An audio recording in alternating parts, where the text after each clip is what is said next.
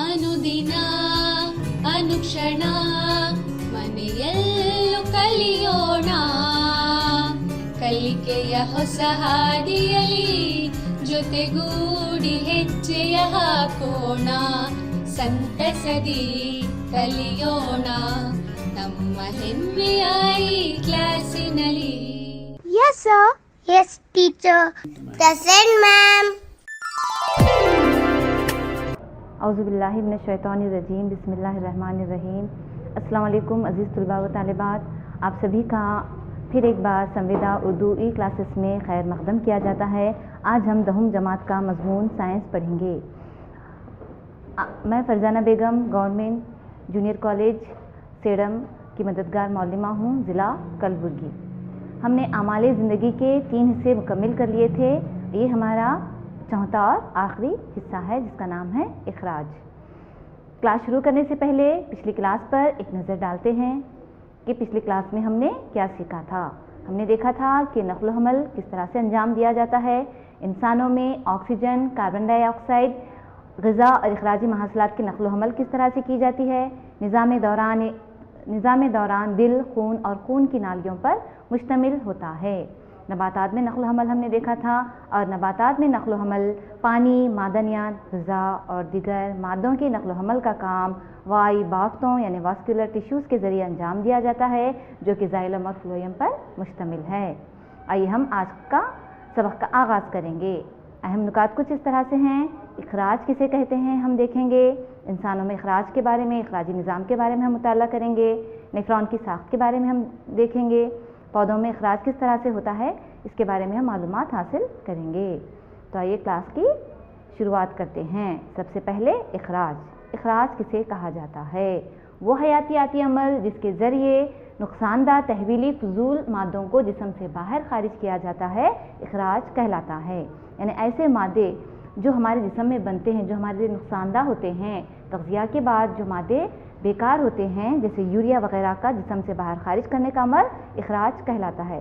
मुख्तलिफ उज़विये इस काम को मुख्तलिफ तरीक़ों से अंजाम देते हैं। बहुत से इक़ल्वी उज़विये जो होते हैं, वाहिद क़ुल्वी उज़विये, इन फजलात को जिस्म की सतह से अम्ल नफूस के ज़रिए पानी में खारिज कर देते हैं। तो वाहिद क़ल्वी जानदार में इखराज का अमल बहुत ही सादा होता है, जबकि पेचीदा कसीर क़ल्वी जानदार में इस अमल को अंजाम देने के लिए मखसूस आज़ा का इस्तेमाल किया जाता है। मखसूस आज़ा का इस्तेमाल करते हैं। अलग अलग जानदार जो होते हैं उनके अंदर अलग अलग हिस्से होते हैं जो इखराज का अमल अंजाम देते हैं। हम देखेंगे कि इंसानों में इखराजी आज़ा कौन कौन से हैं। यहाँ पर आप मुख्तलिफ इखराजी आज़ा की शक्ल देख सकते हैं। अब देखिए यहाँ पर जो जिल्द है, हमारी जिल्द के ज़रिए पसीना नमकियात की शक्ल में खारिज किया जाता है। जिगर के ज़रिए अमोनिया खारिज किया जाता है। एलिमेंट्री कैनाल का जो आखिरी हिस्सा है जिसे हम मबरस कहते हैं, मबरस के ज़रिए गैर हज़म शुदा ग़िज़ा को खारिज किया जाता है। फेफड़ों के ज़रिए कार्बन डाइऑक्साइड का इखराज होता है।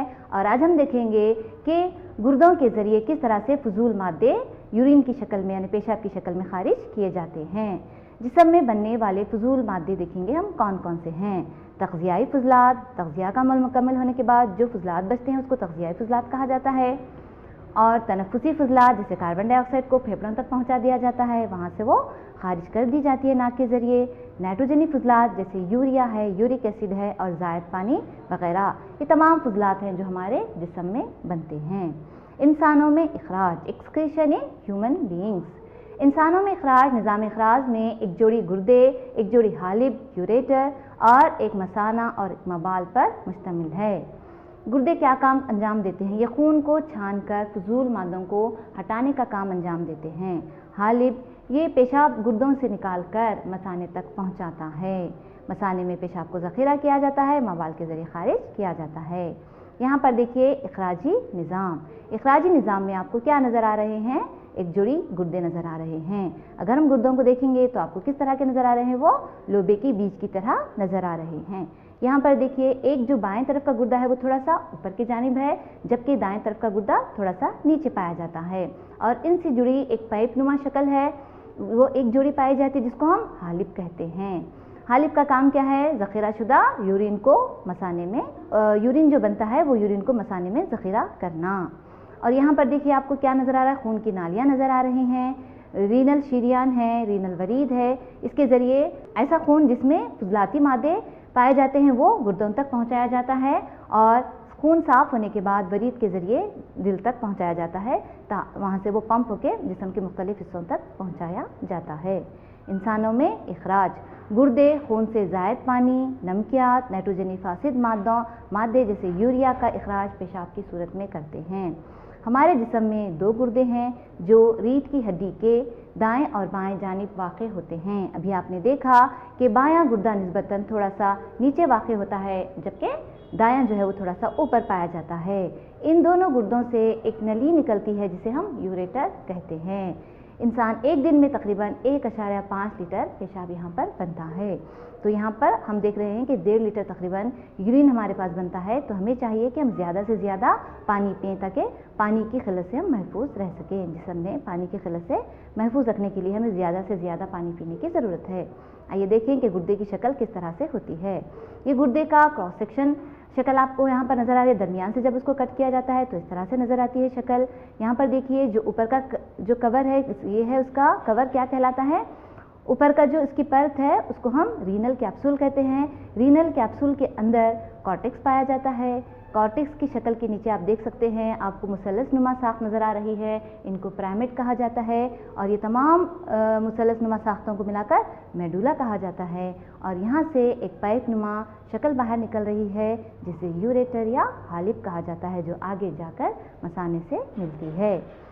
जब तकबीर शुदा शक्ल को हम देखेंगे गुर्दे की, तो देखिए यहाँ पर एक छोटे से गुर्दे की शक्ल को मेडुला को हम निकाल कर हम देखेंगे तो आपको यहाँ पर क्या है, इस तरह की साख नज़र आ रही है। ये साख को आप क्या कहेंगे? जी हाँ, इसे नेफ्रॉन कहेंगे। मुतअद्दिद नेफ्रॉन यहाँ पर पाए जाते हैं। दोनों गुर्दों में तकरीबन मिलियंस की तादाद में नेफ्रॉन पाए जाते हैं जो एक दूसरे से बहुत ही करीबी तौर पे जुड़े हुए होते हैं। पेशाब किस तरह तैयार होता है? पेशाब बनने का मकसद खून से फुजलाती मादों को छानना। खून के अंदर जो भी फुजलाती मादे होते हैं, बेकार मादे होते हैं, उसको छान कर खारिज करने का काम है। तो यहाँ पर देखिए, जैसे कार्बन डाइऑक्साइड को फेफड़ों के ज़रिए अलहदा किया जाता है, अलवलाई में कार्बन डाइऑक्साइड जमा होती है और नाक के ज़रिए उसको खारिज किया जाता है, बिल्कुल इसी तरह यूरिया और यूरिक एसिड जैसे फुजलाती मादे जो बहुत ही ख़तरनाक होते हैं, जहरीले होते हैं हमारे जिस्म में, तो इनको जिस्म से खारिज करना बहुत ही ज़रूरी है। तो इन मादों को खून से अलहदा करने का काम है गुर्दों का। गुर्दों के अंदर फिल्ट्रेशन यूनिट फेफड़ों की तरह ही बहुत ही पतली दीवारों के से बने होते हैं, जिसे कैपिलरीज का गुच्छा होता है गुर्दों के अंदर नेफ्रॉन में। तो वो कैपिलरीज के गुच्छे से एक ट्यूब के प्याले नुमा सिरे से मुल्हिक होता है, जिसे मुख्तिर यानी जहाँ से मुख्तिर यानी जमा होता है, यानी बेकार जो फजूल मादा होता है पेशाब की शक्ल में जमा होता है। यहाँ पर देखिए आप, हर एक गुर्दे में इस किस्म की मुतअद्दिद तख्तीरी इकाइयाँ होती हैं। तख्तीरी इकाइयाँ यानी फिल्ट्रेशन यूनिट्स, जहाँ पर पेशाब को साफ़ किया जाता है, खून की सफाई होती है, जिन्हें नेफ्रॉन कहा जाता है। ये नेफ्रॉन एक दूसरे से बहुत ही करीब तौर पे जुड़े हुए होते हैं। इब्तिदाई मुख्तिर में ग्लूकोज, अमाइनो एसिड, नमक और काफ़ी मकदार में पानी पाया जाता है। जैसे जैसे इस ट्यूब से वो गुजरता है तो ये मादे मुंतखबा तौर पर दोबारा जज्ब हो जाते हैं। यानी एक दफ़ा जब मुख्तिर खून से मुख्तिर अलहदा हो जाता है तो उसके अंदर ज़रूरी मादे भी होते हैं और आगे जाकर ये ट्यूब के अंदर मुंतखबा तौर पर जज्ब हो जाते हैं। दोबारा जज्ब होने वाले पानी की मकदार इस बात पर मुनहसिर करती है कि जिस्म में कितने पानी की ज़रूरत है, जिस्म में कितना ज़ायद पानी है और हलशुदा फजले की कितनी मकदार को खारिज करना है। गुर्दे के अफ़आल, क्या काम हमारे गुर्दे अंजाम देते हैं? नंबर 1, ये यूरिया जैसे फासिद मादों का इखराज करते हैं। यूरिया एक जहरीला मादा है, अगर हमारे खून में रहेगा तो हमें बहुत सारे मसाइल का सामना करना पड़ेगा। तो लिहाजा यूरिया को खारिज करते हैं गुर्दे और जिस्म के ज़ायद पानी को खारिज करते हैं। और ज़ायद नमकियात, जो ऐसे नमकियात जिसको हमारे जिस्म की ज़रूरत नहीं होती, उन्हें भी गुर्दों के ज़रिए खारिज किया जाता है। हर एक गुर्दे में बनने वाला पेशाब एक लंबी ट्यूब नली नुमा शक्ल में दाखिल होता है, जिसे हालिब कहते हैं। ये गुर्दों को मसाने से मुंसलिक करते हैं। मसाने में पेशाब इस वक्त तक जमा होता रहता है जब तक ये फैले हुए मसाने का दबाव मबाल के ज़रिए से बाहर निकाल ना दे। मसाना एक उज़लाती उज़ू है और जिसका हमारे दिमाग से जुड़ा हुआ होता है, दिमाग के काबू में वो होता है। नेफ्रॉन की शक्ल आप यहाँ पर देखिए बच्चों। नेफ्रॉन की शक्ल में आप देख सकते हैं, जहाँ पर आप देख रहे हैं कि स्टार्टिंग में क्या है, एक कपनुमा शक्ल है। कपनुमा शक्ल को बोमन कैप्सूल कहा जाता है। बोमन नामी साइंसदान ने इसे सबसे पहले इसके बारे में बताया था, तो उसे उसी के नाम से बोमन कैप्सूल कहा जाता है। बोमन कैप्सूल के अंदर कैपिलरीज की यानी खून की छोटी छोटी जो नालियाँ होती हैं, कैपिलरीज का गुच्छा होता है जो खून को फिल्टर करता है। इसको कहा जाता है ग्लोमेरुलस। पाया जाता है ग्लोमेरुलस बोमन कैप्सूल के अंदर। बोमन कैप्सूल किससे बना होता है? कैपिलरीज की गुच्छा होता है, यानी खून की छोटी छोटी नालियाँ जो होती हैं जिसको कैपिलरीज कहते हैं, उसका गुच्छा यहाँ पर होता है। हमारे खून में पाए जाने वाले फजूल मादों को क्या करता है? छानने का काम अंजाम देता है। अब यहाँ पर आपको आगे क्या नज़र आ रहा है? यहाँ ग्लोमेरुलस के आगे बोमन कैप्सूल की आपको फोल्डेड शक्ल नज़र आ रही है, जिसे प्रॉक्सिमल कन्वोल्यूटेड ट्यूब्यूल कहा जाता है। इसके नीचे आपको एक यू नुमा शक्ल नज़र आ रही है, ट्यूब की शक्ल, जिसको हेनले का लूप कहा जाता है। और इसके आगे फिर यही ट्यूब जो है कंटिन्यू होता है और वो फोल्डेड शक्ल में आपको नज़र आ रहा है, मुड़ी हुई शक्ल में। इसको डिस्टल कन्वोल्यूटेड ट्यूब्यूल कहा जाता है। और ये ट्यूब्यूल जाकर कहाँ पर मिलता है? ज़ख़ीरा करने वाली नली से मिलता है, जो आगे जाकर हालिब में खुलता है। यहाँ पर हमारा खून में जो है ना, रीनल शरीयान के ज़रिए खून हमारे बोमन कैप्सूल में दाखिल होता है।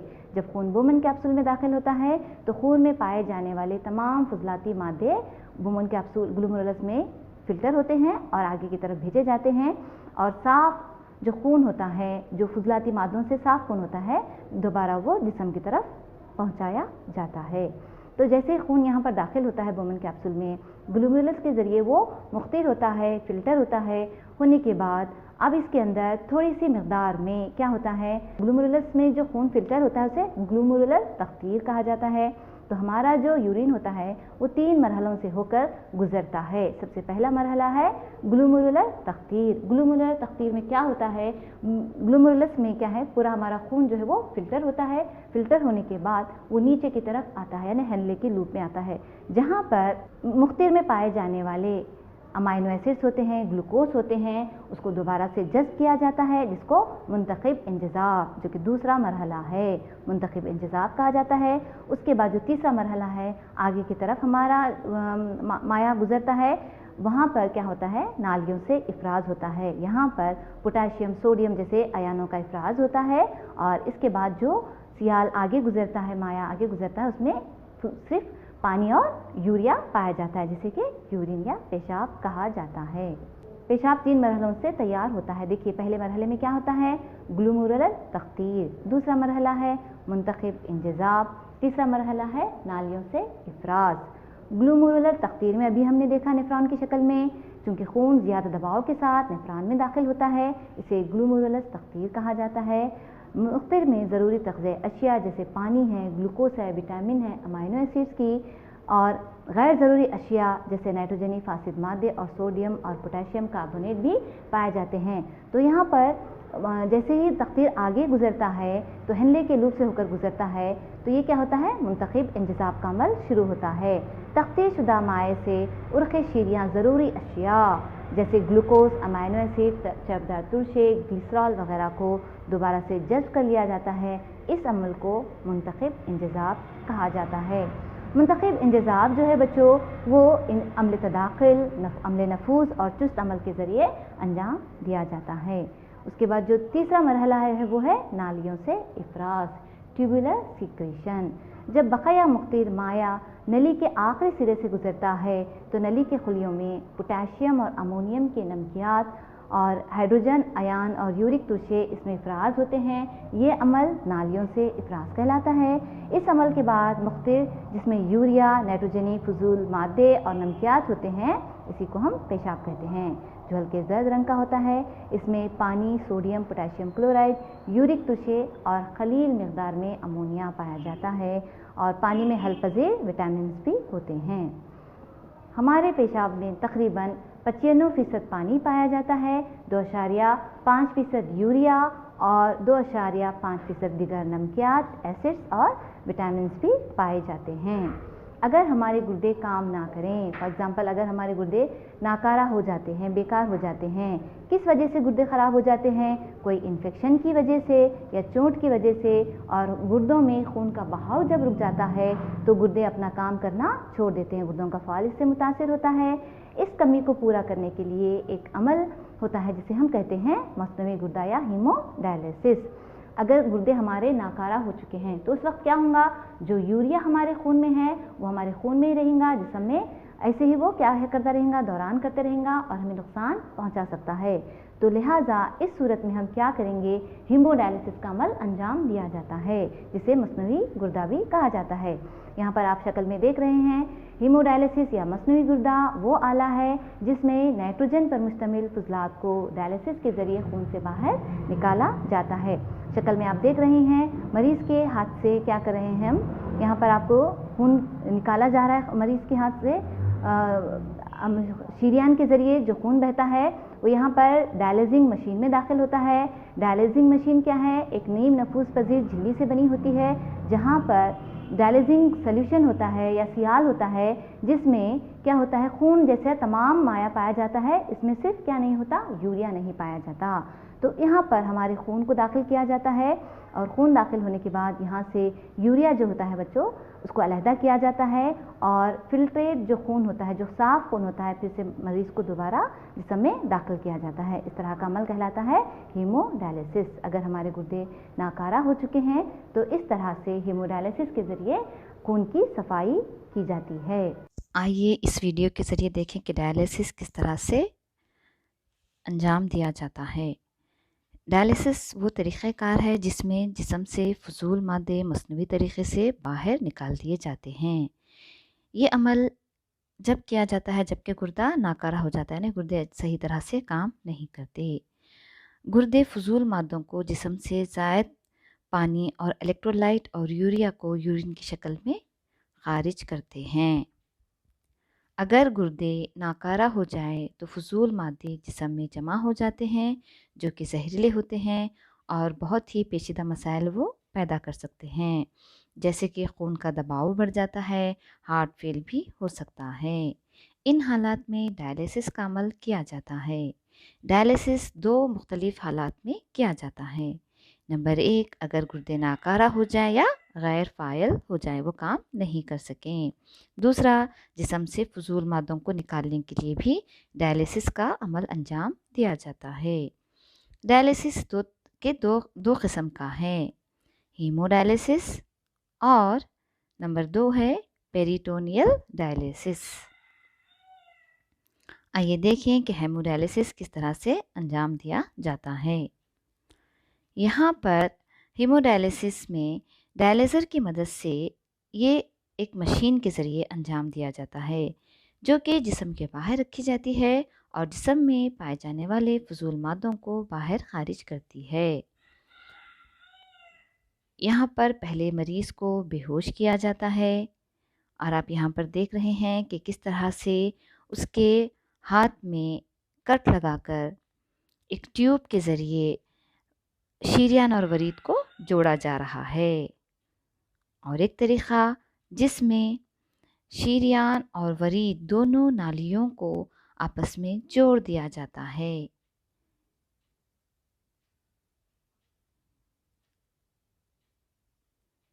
यहाँ पर आप देखेंगे कि दो सुइयों को जिस्म में दाखिल किया जाता है और एक सुई के ज़रिए आलूदा खून यानी जिसमें गैर ज़रूरी मादे हैं वो डायलिसिंग मशीन के से गुज़रते हुए जब फिल्ट्रेट से आती हैं, इसके अंदर एक एब्जॉर्बिंग झिल्ली होती है जो गैर ज़रूरी मादों को जज़्ब कर लेती है। ये झिल्ली सेमी परमिएबल परत से बनी होती है। उसके बाद डायलाइज़र जो होता है वो तमाम फ़ुज़ूल मादों को जज़्ब कर लेता है और साफ़ खून को मरीज़ के जिस्म में दोबारा दाखिल किया जाता है। यहाँ आप देख रहे हैं किस तरह से खून की सफाई हो गई और साफ़ खून जिस्म के मरीज़ में दोबारा दाखिल किया जाता है। अब हम देखेंगे कि पौधों में किस तरह से इखराज होता है। पौधों में इखराज के लिए ऐसा लाहा अमल इख्तियार किया जाता है जो जानवरों के मुकाबले बिल्कुल मुख्तलिफ है। यहाँ हमने देखा कि मुख्तलिफ जानवरों में उज़वियों में अलग अलग तरह के अज़ा होते हैं जो इखराज का अमल अंजाम देते हैं, लेकिन यहाँ पर नबातात में ये अमल बिल्कुल ही मुख्तलिफ नज़र आता है। जैसे ज़ियाए तालीफ के दौरान पैदा होने वाली ऑक्सीजन भी पौधों के लिए एक फजला है। पौधे अपने ज़ायद ऑक्सीजन और पानी को अम्ल सिरियान के ज़रिए खारिज करते हैं। पौधों में बहुत ज़्यादा मुर्दा खलियात होते हैं और कुछ हिस्सों पर पौधे क्या करते हैं, पत्तों को गिराकर फजलाती मादों को खारिज करते हैं। जैसा कि ख़ज़ां के मौसम में आप देखते हैं पत्ते क्या होते हैं, पीले होकर झड़ने लगते हैं। तो पौधे क्या करते हैं, अपना तमाम फजलाती मादा ऐसे पत्तों में दाखिल करते हैं और पत्ते पीले होकर झड़ने लगते हैं, जिसे आप पतझड़ कहते हैं। पौधों में इखराज देखिए किस तरह से होता है, पत्तों के ज़रिए होता है। चूँकि दिन के वक्त जब ज़ियाई तालीफ का अमल होता है तो एक फजूल मादा बनता है पौधे के अंदर, जिसे ऑक्सीजन कहते हैं। ये ऑक्सीजन को स्टोमाटा के ज़रिए खारिज किया जाता है। और रात के वक्त क्या होता है बच्चों, जब पौधे ज़ियाई तालीफ का अमल नहीं करते, रात के वक्त ऑक्सीजन का इस्तेमाल वो करते हैं तवानाई हासिल करने के लिए, और कुछ मकदार में कार्बन डाइऑक्साइड को वो खारिज करते हैं। तो कार्बन डाइऑक्साइड भी एक फजूल मादा है पौधों में, जो पत्तों के ज़रिए खारिज किया जाता है। यहाँ दूसरी शक्ल में आप देख सकते हैं कि ज़मीन से जो पानी जज़्ब किया जाता है जड़ों के ज़रिए, ज़ैलम बाफ के ज़रिए, ये पानी जो होता है वो आगे शाखों में आकर पत्तों में जमा होता है और पत्तों से क्या होता है, पानी खारिज होता है, जिसे आप अम्ले सीरिया या ट्रांसपीरेशन कहते हैं। जो पानी खारिज होता है अम्ले सीरिया में, वो पानी कहलाता है, वो पानी क्या होता है, आबी बुखारात की शक्ल में खारिज होता है। बास टाइम क्या होता है, पत्तों के किनारों पर भी पानी की बूंदें जमा होना शुरू होते हैं, जिसे हम गटेशन कहते हैं। यहाँ पर भी पौधे क्या करते हैं, अपना ज़ायद पानी इस तरह से भी खारिज करते हैं। और दूसरा जो पौधों के अंदर फजलात हैं, यहाँ पर आप गोंद देख रहे हैं, गोंद भी पौधों नबातात के लिए फजलात हैं, उसको भी वो अपने जिस्म से खारिज करते हैं। इस तरह क्या है, और दूसरे फजलात जैसे रेजिन्स हैं, लैक्टिक्स है, ये तमाम फजलात हैं जो नबातात में बनते हैं। बहुत से पौधों में फजलाती महासिलात खुलियों के वैक्यूल्स में जमा होते हैं। वैक्यूल जिसे खालिया कहा जाता है, नबाताती खुलियों में बड़े बड़े खालिया आपको नज़र आते हैं। तो पौधों के फजलात इस वैक्यूल्स में जमा रहते हैं। पौधे जिन पत्तियों को गिराते हैं इनमें भी फजलाती मादे जमा रहते हैं। फजलात रेजिन्स और गोंद की शक्ल में भी ख़ास तौर से पुराने जाइलम में जमा रहते हैं। पौधे कुछ फजलाती अशिया को अपने आसपास की मिट्टी में यानी जड़ों के ज़रिए भी पौधे फजलात को खारिज करते हैं। आइए इस वीडियो के ज़रिए देखेंगे कि पौधों में इखराज किस तरह से अंजाम दिया जाता है। हम देख चुके हैं कि इंसानों में इखराज किस तरह से होता है। अब हम देखेंगे कि पौधे ये काम किस तरह से करते हैं। पौधों में इखराजी मादों की एक लिस्ट बनाते हैं। सबसे पहले ज़ियाई तालीफ के अमल के बाद पौधे ऑक्सीजन खारिज करते हैं, जो पौधों के लिए एक फजूल मादा है। इसके अलावा दीगर तहवीली सरगर्मियों से भी पौधों के अंदर फजूल मादे बनते हैं। इसके अलावा और दूसरी भी सरगर्मियाँ हैं जिसके ज़रिए भी पौधे फजूल मादे बनाते हैं, और ये फजूल मादों को वो किस तरह खारिज करते हैं यहाँ पर हम देखेंगे।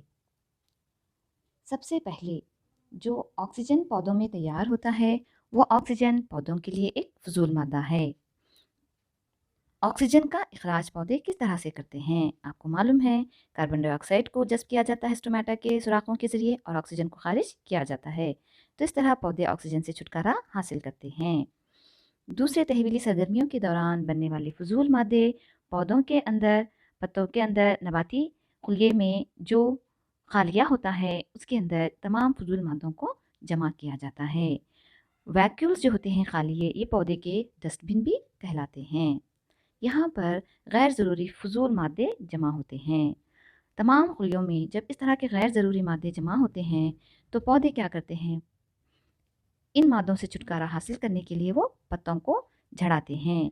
पत्तों को झड़ाकर या पत्तों को गिराकर पौधे इन फजूल मादों से छुटकारा हासिल करते हैं। यहाँ पर देखिए इस तरह से जब फजूल मादे तमाम पत्ते में दाखिल होते हैं तो पत्ता झड़ जाता है। तो पत्तों के ज़रिए भी पौधे अपने फजूल मादों को खारिज करते हैं। दूसरे तहवीली सरगर्मियों के दौरान बनने वाले फजूल मादे जैसे रेजिन्स हैं, गोंद हैं,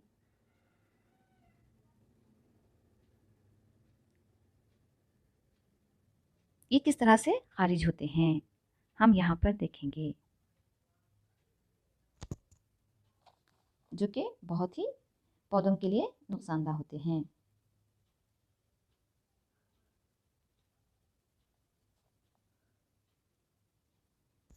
रेजिन्स और गोंद को पौधे पुरानी जाइलम में जमा कर लेते हैं।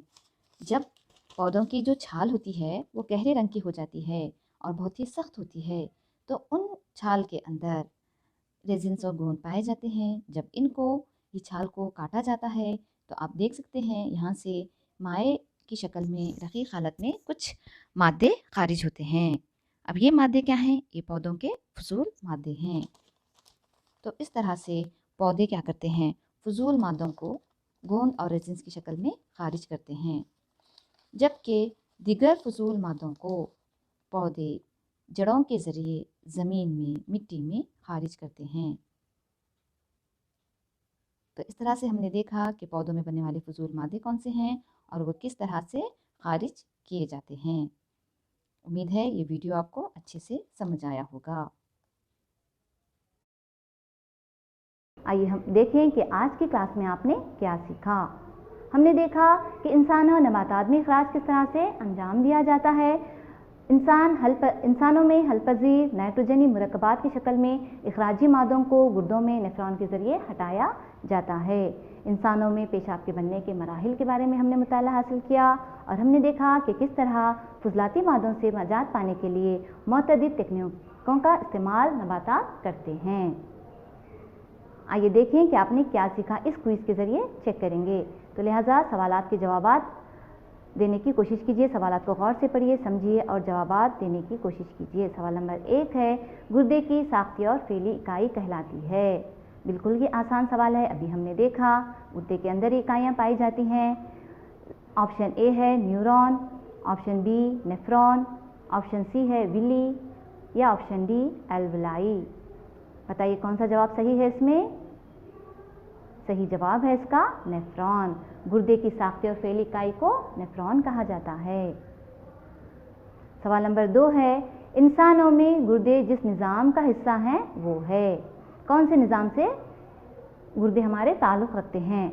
ऑप्शन ए तग़ज़िया, ऑप्शन बी तनफ़ुस, ऑप्शन सी है इखराज, ऑप्शन डी है नक़्ल व हमल। सही जवाब है इसका इखराज। सवाल नंबर 3, मुंतखब इंजज़ाब नेफ्रॉन के किस हिस्से में वाक़ होता है? यानी यहाँ पर कुछ मादों को दोबारा से जज़्ब किया जाता है। जो फजूल मादे हैं हमारा जिस्म दोबारा से उसको जज़्ब करता है, तो ये कहाँ पर होता है? नेफ्रॉन के कौन से हिस्से में होता है? Option A Bowman capsule, option B glomerulus, option C है हेनले का लूप, ऑप्शन डी है ज़ख़ीरा नली।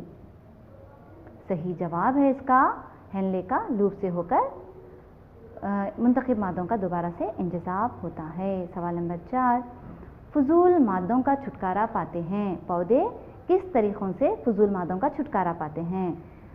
ऑप्शन ए अम्ल सीरियान के ज़रिए या ऑप्शन डी पत्तों को गिराकर, ऑप्शन सी है गोंद और रेजिन्स को बनाकर या ऑप्शन डी है दर्ज वाला। सभी सही हैं।